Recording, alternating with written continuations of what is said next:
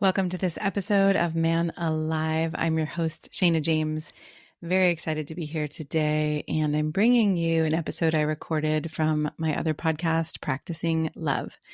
And this episode is with a woman who works with men going through divorce, who are struggling, feeling overwhelmed, feeling devastated, feeling their lives are in upheaval, that they've lost so much that's important to them. And so I wanted to make sure to bring it to this platform also, because some of you aren't subscribed to the Practicing Love podcast. So I hope you enjoy the episode. And when you have a moment, hop over to Practicing Love on Apple Podcasts and subscribe there as well, so you don't miss episodes. And Rachael is an amazing woman. I feel incredibly aligned with her. We're going to be doing some work together next year, so keep an eye out for that. And I hope this episode supports you to stay in love longer and to not have to go through divorce. But if you're in the midst of that, definitely reach out to Rachael. If you haven't yet taken the quiz to see what keeps you from having the best love and sex of your life, go to shanajamescoaching.com/quiz. You'll get a personalized report of your strengths and challenges in the 5 crucial areas that lead to your most fulfilling and exciting love and sex life. Go to shanajamescoaching.com/quiz to find out. Hello, and welcome to this episode of Practicing Love. I'm your host, Shana James, and I'm here with an amazing woman, Rachael Sloan, who is an NLP practitioner and life coach who actually works mostly with men who are separating and divorcing or divorced. And the spin on today's podcast that I want to bring is, for those of you who are listening who are still in a relationship, is, how to save your marriage from a divorce, or what to do. You might be in a phase where things aren't going as well and you're wondering, okay, how do we save this? It might also be that you're in a relationship that is going well and you don't want to ever head down that path. And for those of you who are single or dating, you want to know these things so that you don't create a relationship that doesn't have the foundation that is healthy and that will thrive. So Rachael, thank you so much for being here today. Yes, Shana, thank you so much for having me. I'm so excited to talk about this topic. It's something a lot of my clients say they wish I would teach because they wish they had learned some of these things sooner.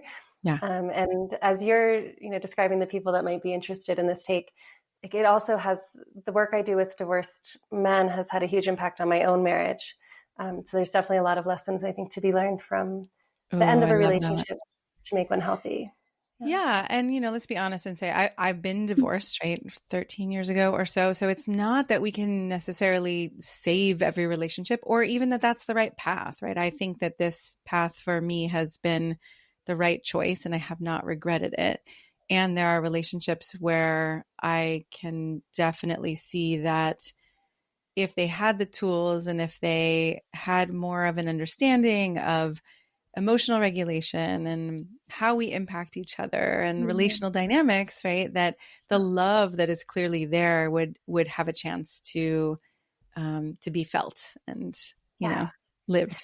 Yeah. I mean, it's really interesting. I see that with my clients too, those kind of 2 paths. Yeah. Like there's some of them who they do the emotional regulation work and they also learn to recognize like their past patterns and how they've been, how like their childhood experiences impacted how they're either giving and receiving love or how they're handling conflict. Yeah. And some of them look back and they go, oh, like if I had understood these things about myself or about her, we probably could have worked through it. Yeah. But I have other clients who look back and they say, yeah, it's great that I know these things now, but we weren't the right partners for each other. Right. And there's reasons that, it's actually better for both of us to be apart. So yeah, definitely can go both ways. Yeah. Okay. So maybe for the sake of this conversation, we work with the idea that if you're listening to this, you're going to listen from the perspective of, we want this relationship to work. Again, whether you're dating and you're going to create a new relationship or whether you're in a relationship. If you're, ending your relationship, you can listen to this as well for a future relationship. But we're going to focus on, what do you do and how do you support these men you work with who have gone through divorce that has them say, oh, if I had known that before, maybe my relationship wouldn't have ended. I think maybe like the most impactful thing, and it's definitely what also helps me as a coach, is learning that for everybody, whether it's for you or for your partner, anything that you're doing or saying or feeling is driven by a positive intention. Mm. And I use a concept in my coaching of the healthy self. Yeah. And there's a great psychological model. It's got some limits, but it's a really useful model, I find, that suggests that we have a healthy self that's really grounded in reality, calm, clear, knows what's good for us, makes good decisions, has a balanced memory of the past. It's basically like when we're in a calm nervous system state, Yeah. right? Yeah. When we're our best selves. But then we all also have a wounded self, like the part of us that's been hurt and has learned it's not safe to be out in the world as ourselves. Totally. And we Does also so all many have things to try to protect and, right, the parts feel that worthy. have been damaged, right? That have been let down, betrayed. Yeah. But then we also have a survival self, Mm. right? And the survival self is the part that comes out to protect the wounds that we carry. Yeah. And the survival self can be ugly. Yeah. It can say horrible things. It's like, I think of it kind of like, even if you have a really nice, sweet dog, if it's backed into the corner of a cage and you're hitting it with a stick, it's going to bite you. I was just thinking that image of like just being backed in the corner, right? Like what we do when we feel backed in the corner. Yeah. And I think it frightens some people, like how extreme the survival self can be. But when we think about its role as survival, like if you're being attacked, say, by a lion, like You're your going to do survival whatever is it do takes. whatever it takes. Yes. And even if that means like leaving your children back like in the cave and abandoning them and running, you staying alive in that moment is the most important thing. Yeah. And I think that people, when we fight in our relationships, or when we don't fight, but we just get activated, that survival self can start to come out. Yeah. And one of the most powerful things that I've learned in my own marriage from working with my clients is that for my husband, no matter what his survival self is doing, he's still there. Yes. And his healthy self still exists, and he's not. And so if you can try to see, and it takes some practice, if you can try to see and talk to the healthy self, even when that's not the version that they're presenting, that it just goes, it calms the situation. But giving your partner that grace of believing that their healthy self exists, even when they can't access it, I think is the most crucial thing to. It is. Yeah. It is. And I often talk about it as the master class for people, right? It's like, because you're in that moment trying not to be triggered by what they're triggered by. But your survival self is coming out. Exactly. Your survival self. And to be able to, in that moment, center or find the healthy one in you that can see deeper or beyond the survival self that they're presenting takes a lot of work and a lot of learning for most people. But I 100% agree with you that, when you can see that what's coming through is from the wound, or what's coming through is from that protection versus the mature or the healthy self, then there's room to have something move forward or be more connected instead of just fall apart. Yeah. There's a lot of different things that happen. I've had some really cool experiences with clients who've been able to practice this. Yeah. And if you want to get into it, we were just talking about NLP. There's some cool NLP visualizations that I found help with being able to see the healthy self. And NLP, for those of you who don't know, is a neuro-linguistic programming, is a modality. Would you just describe it, like quick description? Yeah, it's a modality. It's a coaching tool. It's just a way of helping us. It's basically a set of presuppositions and questions that help us understand how people create their internal representation of reality. Nice. So what are you seeing and hearing and feeling on the inside? And NLP is about exploring that and trying to understand how that internal representation impacts how you feel, how you show up. Right. Great. But sometimes, like, if you can, however you get there, if you can see the survival self, one of the cool outcomes that I see for some of my clients is they're really able to diffuse conflict in a way that they couldn't before. Yeah. So this would obviously be really powerful in a relationship, any relationship. Yeah. The cool examples I see are when they're talking to their ex-wives And there's two recently who came and shared stories with me of like, they could see the conflict beginning. Like she was pushing buttons and he could see her getting activated.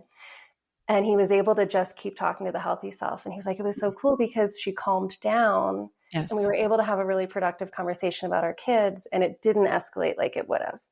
Totally. That doesn't always happen. Sometimes you No. still need to give that person some time to self-regulate. Mm-hmm. But it often really can reverse a spiraling situation, which is pretty. Yeah. Right. And for those in a relationship that is not ending or you want it to continue, right? It's that same practice. There's a chapter in my book that is, I think it's called, or a section, it's you're not who you think you are and neither is your partner. And it's the same idea, right? That like we see them as this villain or as this, lion. And yet we are what you're saying. If we speak to that healthy self, or if we find that healthy self within us, then we can start to see, the conflict decreases and we start having more understanding and more compassion for each other. And so beautiful. I love that your men are getting that.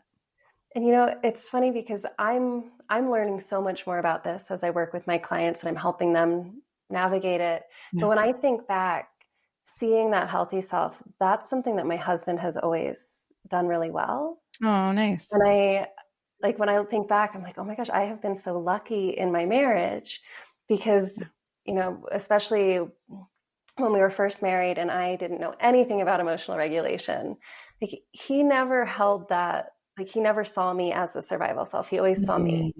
And what from a being gift. on that side of it, oh my God, it was such a gift. And I don't think I appreciated it nearly enough when I was younger, but now I'm so impressed that he's been able to do that, because it does, even when you're in that activated survival self, you can feel it when that person still sees you. Like you can. It is really, sometimes you can't respond to it because maybe there's shame or there's guilt or you're just too activated. But there's a bond and a love there that's really healing.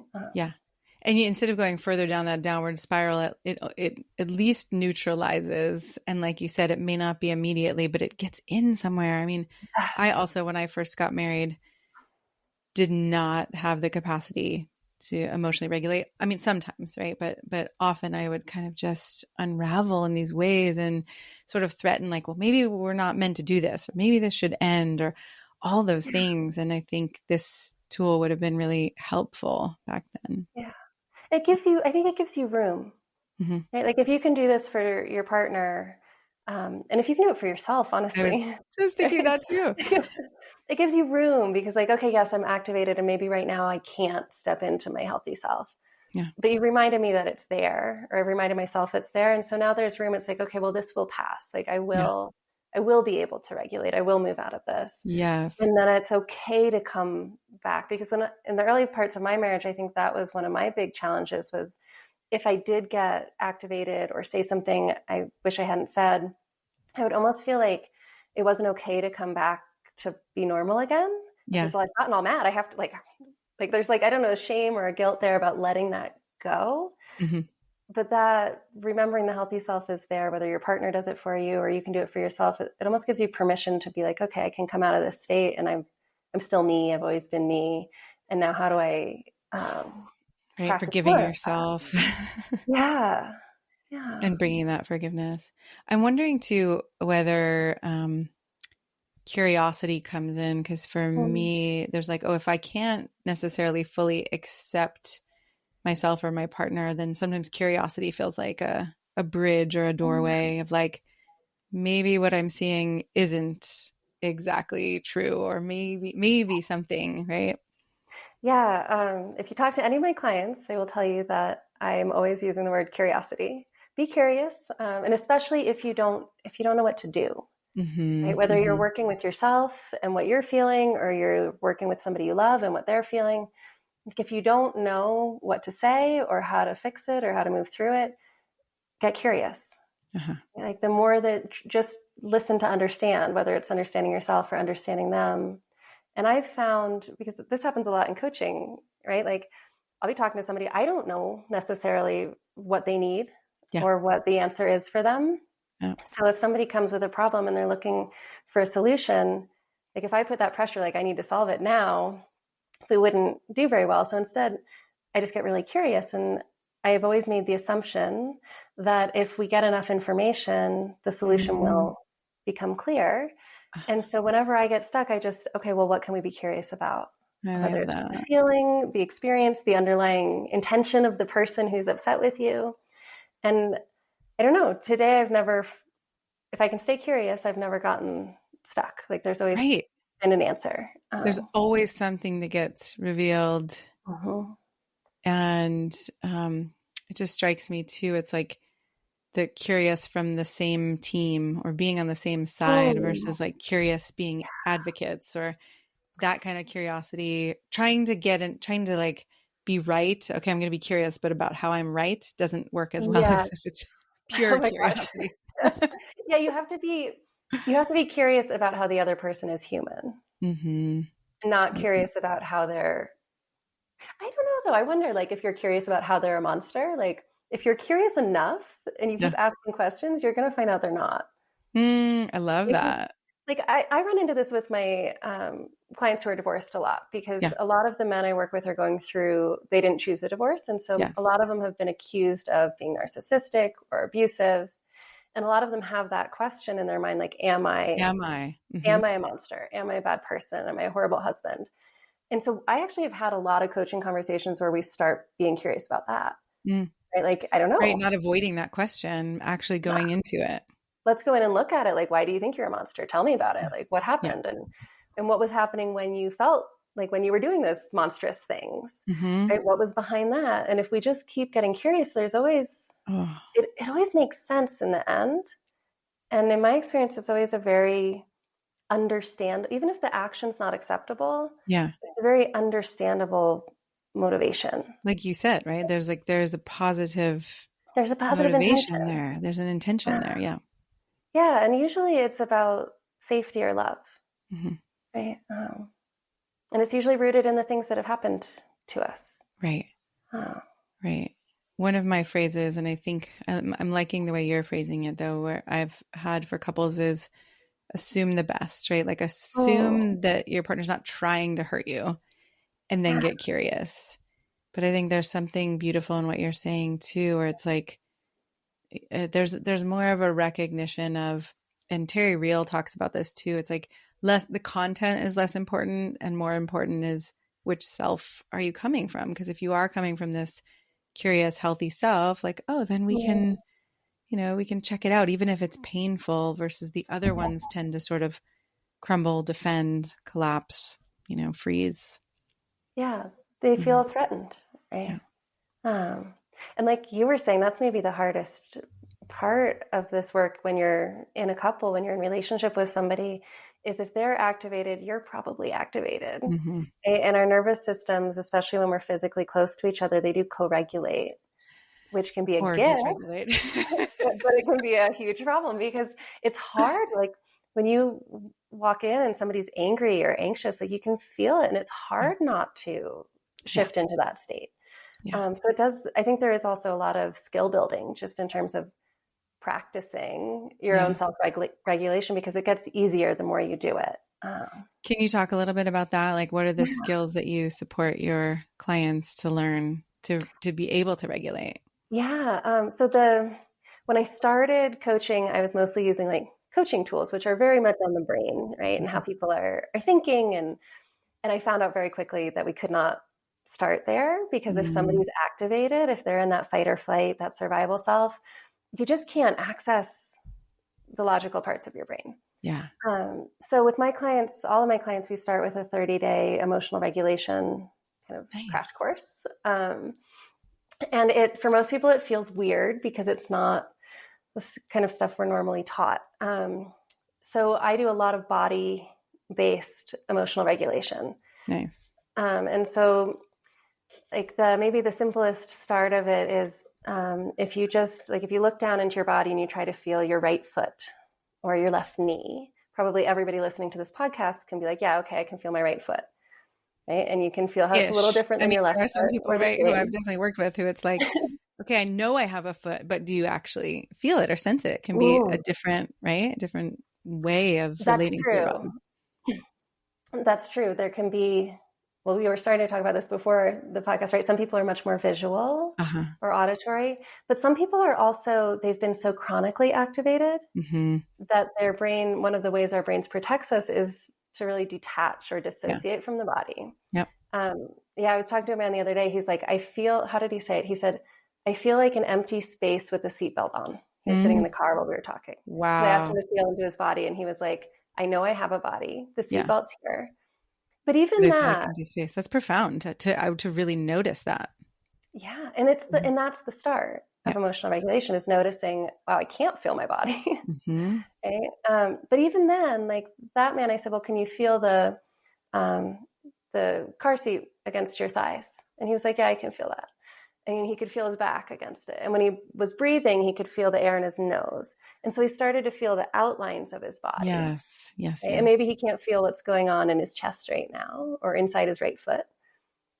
But just it doesn't take, it's really a skill set, feeling into the body. Mm-hmm. And whether you feel emptiness or nothing, just trying to feel activates the medial prefrontal cortex in our brain. Yes. And that part of the brain, Dr. Bessel van der Kolk writes about it in The Body Keeps the Score, which is one of my favorite books for emotional regulation work. That part of the brain has direct neural connections to the limbic system, which is where all that fear and adrenaline and survival self is coming from. And so, and the difference is that the logical problem-solving part of our brain doesn't. Yeah. So it can't directly calm our nervous system. And but we try to use it that way, right? Like if I feel anxious, I try to think my way. I'm like, oh, I shouldn't be anxious. Everything's okay. I'm going to be fine. I've prepared for this. And none of that's actually getting to the part of my brain that's feeling anxious. Yes. Yes. But if I say, well, how do I feel anxious? Where is anxiety in my body? And I try to look down and feel it. Now I'm activating that part of my brain, which instantly starts sending messages to the limbic system that calms it. So powerful. So there's a lot of different ways to do that and different tools. But that's really where I start with all my clients, is helping them practice feeling what's happening in the body, and then using that to meet emotions as they come up. And so we can do some initial regulation, but you can also do a deeper dive to like understand what an emotion's really about and why you're feeling what you're feeling. It's so important too, because I talk with my clients about, you can say the same words, but in one moment you actually are aware of your body, you're breathing, right? There's a kind of grounded or calm, or you can say the same words that are just frantic or from that survival place. And it has a totally different impact on the person, on yourself, of course, and on the person you're talking to. Yeah. Yeah, it's so true. I work with some men who tell me that they feel like they kind of repel people. Mm-hmm. Or a really common one is, my wife tells me I yell all the time, but I don't think I'm yelling. And he's probably not yelling. Right. But like 80% of our communication is nonverbal. Yeah. Right? So if he's activated. Something's yelling in him. Right. Yeah. And it's coming out in his body language and his expression and the way he's standing, like all these things that he can't control. And even the way we make eye contact and the way the tones of our voice change subtly. Mm-hmm. And interestingly, the way we hear also changes. Wow. And so on the receiving end, if you're in fight or flight, the bones in your inner ear, the shapes actually change, and you become, the more activated you are, the more hypersensitive you become to very high pitched and very low noises. Wow. And you lose the ability to hear those middle tones, because most like dangerous sounds are on the more extreme ends, right? It's like gunfire or a lion roaring, or a scream is high pitched, a baby screaming. Whereas where we talk is that middle tone. And you lose the ability to distinguish like the subtle tonal differences that communicate so much of what the other person is feeling. So if your partner is activated and you're talking to them, they're missing so many of those cues. Yeah. So they're probably going to misunderstand what you're saying, because they literally can't hear it in that state, which is wild. That's wild. And it also takes it beyond the personal, right? Like, not that we don't have to take personal responsibility for ourselves, but maybe less shame, less self-blame, because there are ways that our body is wired, and, it's not our fault that those happen. We then get to choose what we do with that. But Yeah. those things are happening based on our biology and Yeah. physiology. Yeah. And if we can accept, right, that, okay, this is my biology, I think one of the things that I'm practicing, you asked, what am I practicing Yeah. earlier? Like one of the things I'm practicing in my marriage is noticing when I start to get activated. Yes. Because I tell my clients a lot, it's like being drunk. Like when you're activated, you think you're being logical and rational, right? It's like, oh, I'm fine. I can drive. I got this. Just give me the keys. It's cool. Like, no, you can't drive. Like you're not. And so if we know that is not like nothing wrong with me, it's what happens when you get drunk, right? It's what happens when you get into fight or flight. So if I can recognize that that's happening, like if I can start to recognize that I'm going there, Yeah. then I can work with it ahead of time. Like I can either self-regulate, or I can say, okay, I'm getting activated, so I'm not going to try to have this deep conversation with my husband right now. Mm-hmm. Right? Like, so just being aware that I'm not capable of good communication in this moment. Oh, that's huge. It's huge, right? Because then I can wait.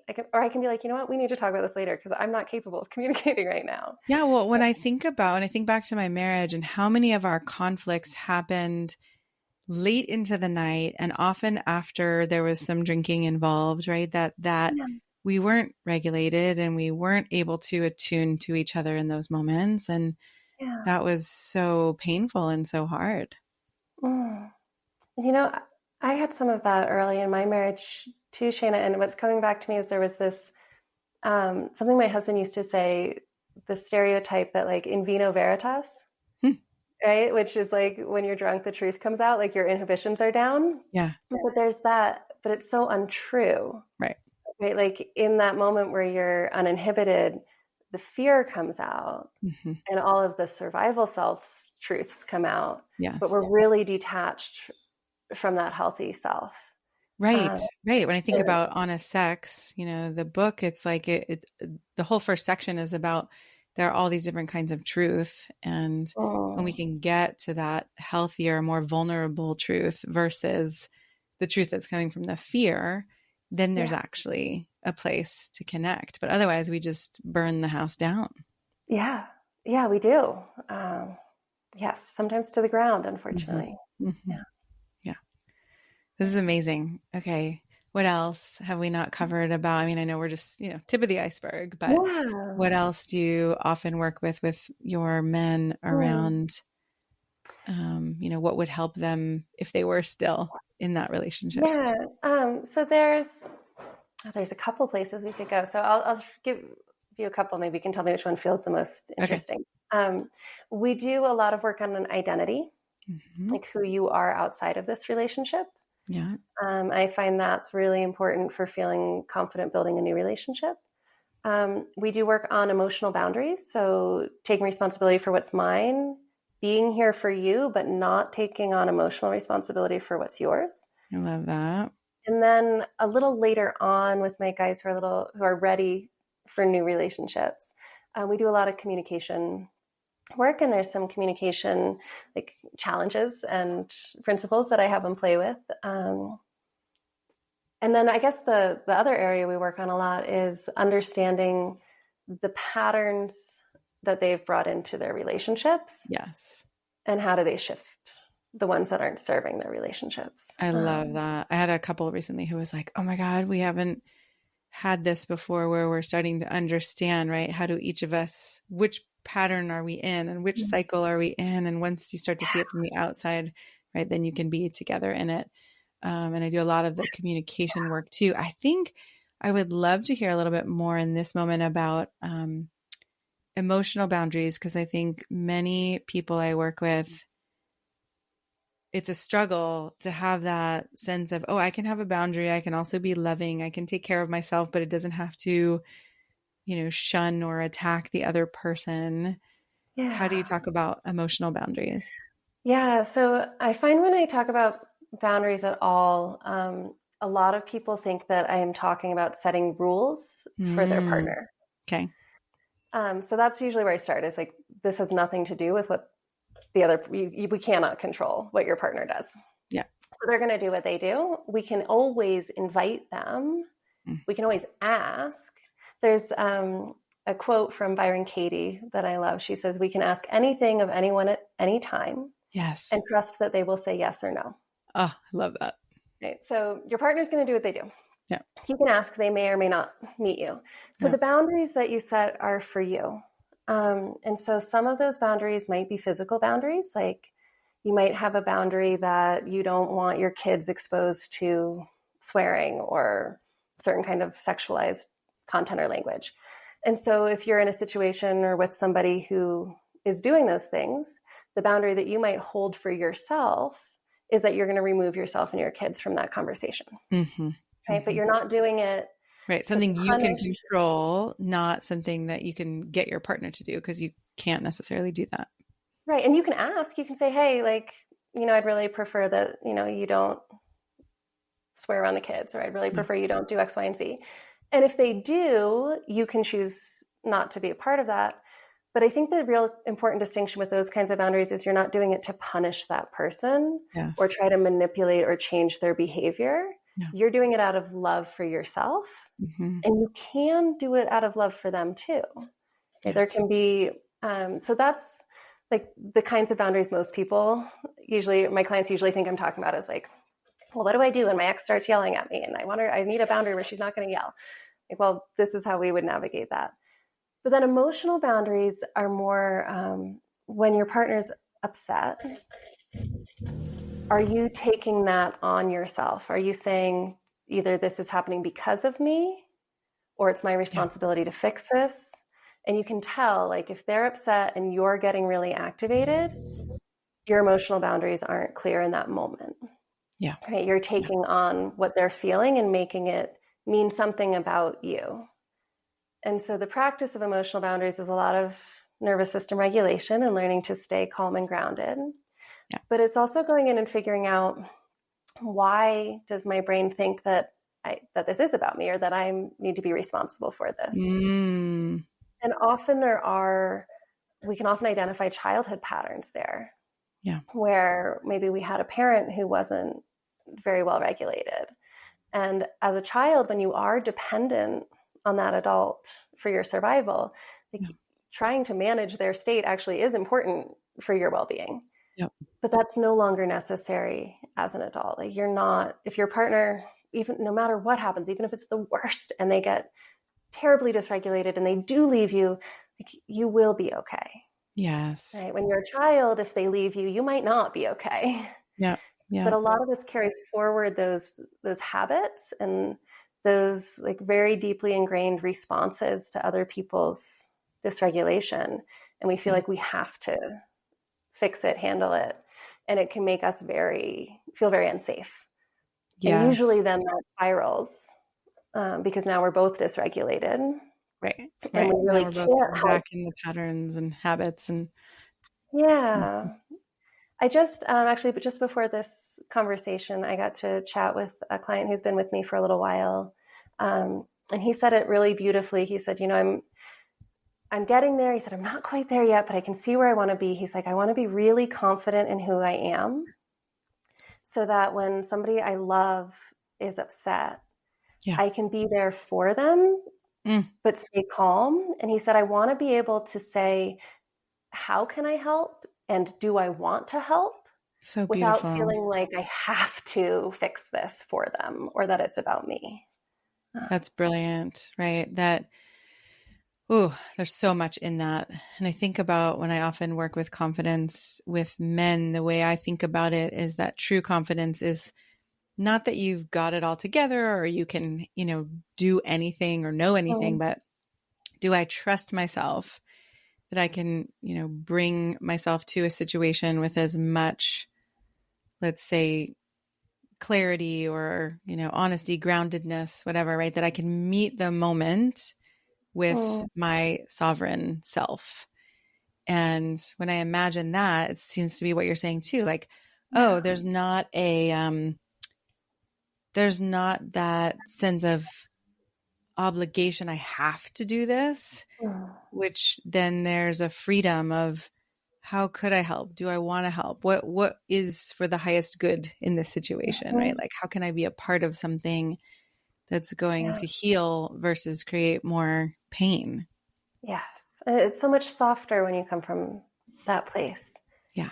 Right. Because it is, before I worked with divorced men, I did some work primarily with women whose husbands or partners suffered from depression. Mm. And so we had to do a lot of work on emotional boundaries. Yes. But it can be a hard thing to face. I really had to face this in my marriage and in myself. But to realize that if I'm not okay when my husband's not okay, that then Ship's going down. Well, and I become manipulative. Right? Because now when Interesting. I'm trying to support him, You need to get him back to this I place so you need can be okay. him to be okay so I can be okay. So Right. there's no room now for him to not be okay right now. And sometimes we need to not be okay. Yeah. Right? Like that's the state he's in. So I'm not unconditionally loving in that moment. And I can't necessarily assess or be the best support to him because I need something from him. Right. He's struggling and I'm like, I need you to be happy because I can't be okay unless you're happy. And it is really quite selfish and manipulative. Yeah. And seeing that can be for me, that was a really hard thing to admit that I was doing It's very humbling to see the ways that we manipulate without realizing it, right? But again, it's this positive intention or this positive motivation. When you go back to that, like we ultimately do want that person, our partners, to be happy, and we want ourselves to be happy. We want everybody to be well. Yeah, it's a beautiful intention, right? Like I want to be okay. I want you to be okay. I want us to be.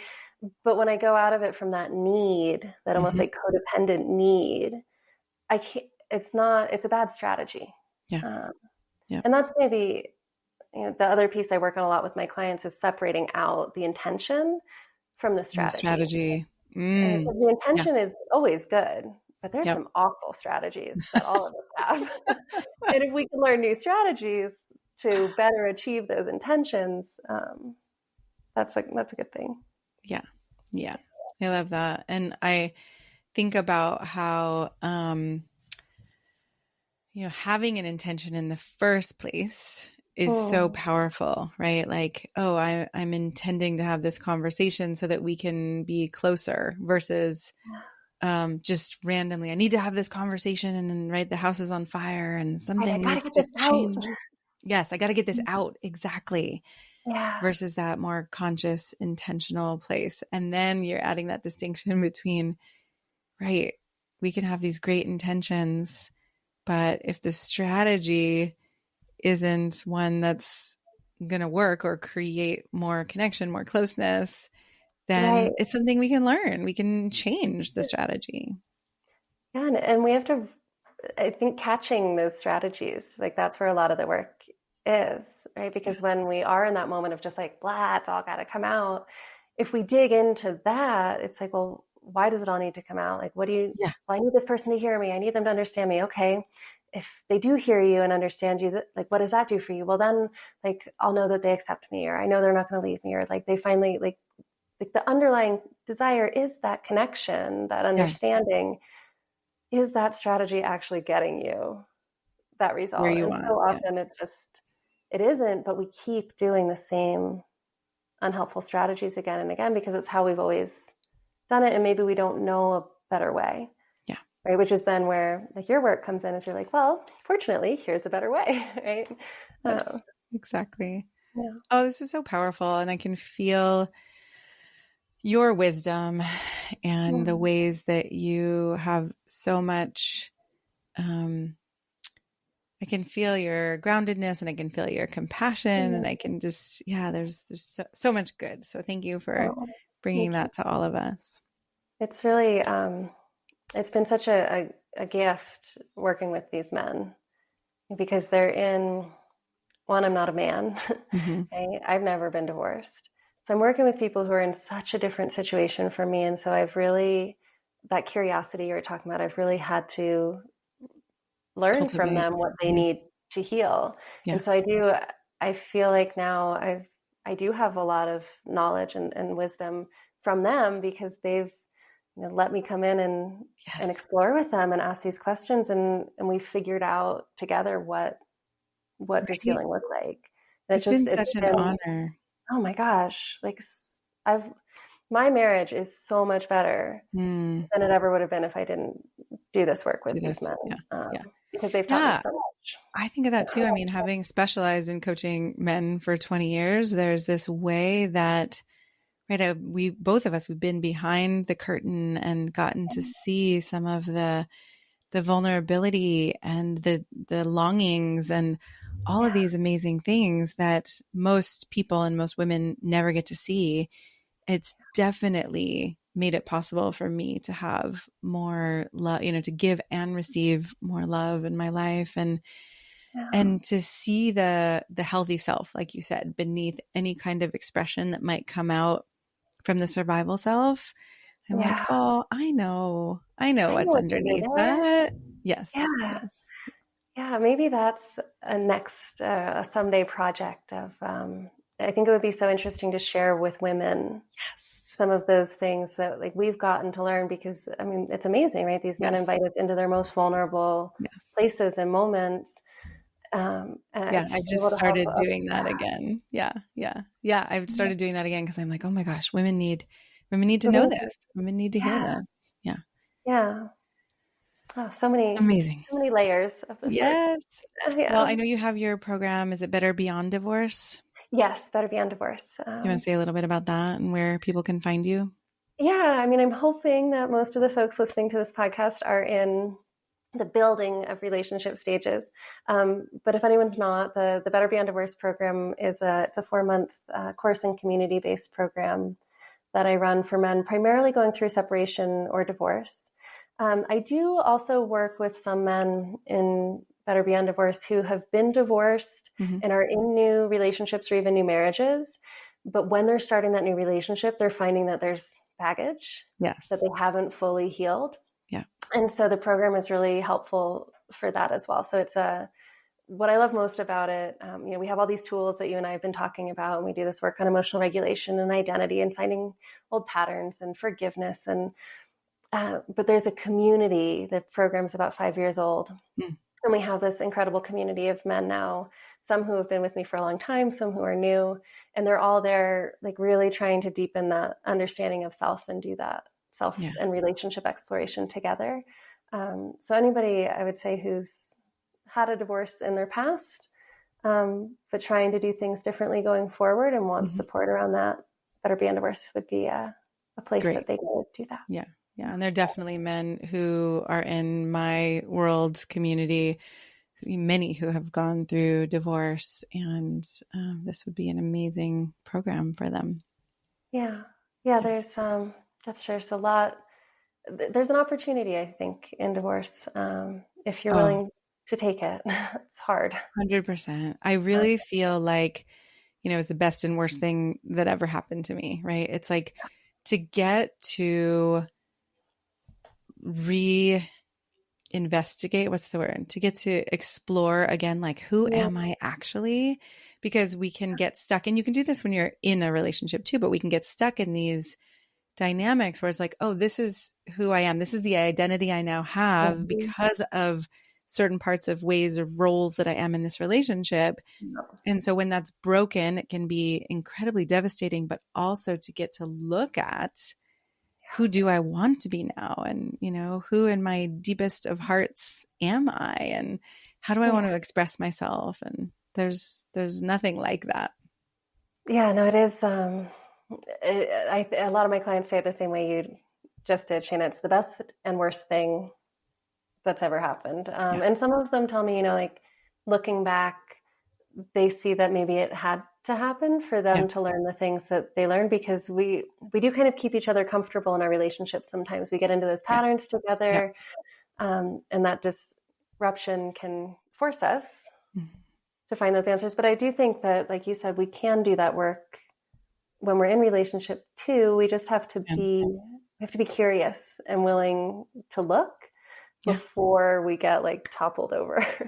Totally. And willing to not know ourselves, right? Willing to discover ourselves anew. Like, if we wake up every day thinking, well, I know who I am and I know who my partner is, then we're stuck in those boxes and those patterns, but we don't have to be. Yeah.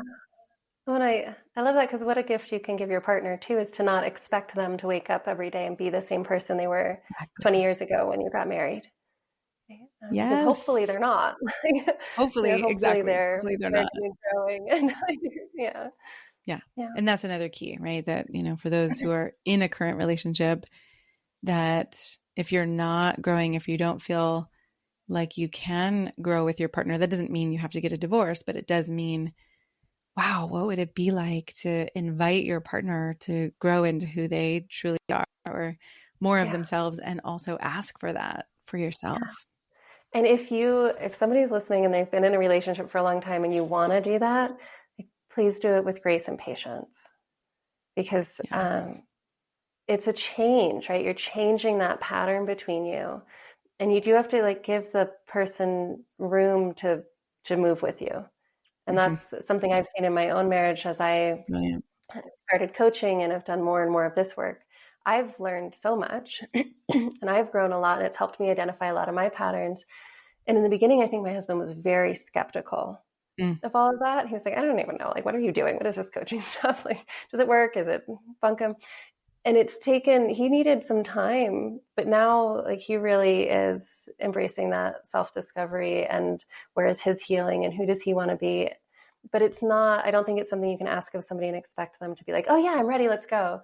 You've got to give them room to process and meet you there and trust that it's safe to make those changes for growth. Yeah. Love it. Yeah. Well, thank you so much. Is there a web page that people can find your program on? We'll put the link in the show notes. Actually, the place I would probably direct folks to, Shana, is to my YouTube channel. Great. And so, yeah, I'm on YouTube. It's just, I think /Rachael Sloan Coach, but I'll give you the link. Great. I do have a website and there's some information about my program there, but they'll get my YouTube videos will give folks a much better feel of what it's like, and some good tools if anybody wants to, explore some of these topics around emotional regulation, or especially around separation or divorce further. There's a lot of that on YouTube. Awesome. Great. Thank you so much for being here and for all the work you're doing and all the love you're bringing to men. Thank you so much for having me, Shana. This was such a fun conversation. Yeah. I'm so glad you joined us for today's episode of Practicing Love. I hope you enjoyed our conversation and gained insight into yourself and your current and past relationships, and inspiration for what's possible. If you like what you heard, I'd be so grateful for you to subscribe and write a quick review to help people find us. If you'd like more support in your love life, be sure to get your free copy of my best-selling book, Honest Sex, at shanajamescoaching.com/free. That's shanajamescoaching.com/free. And we'll see you next time.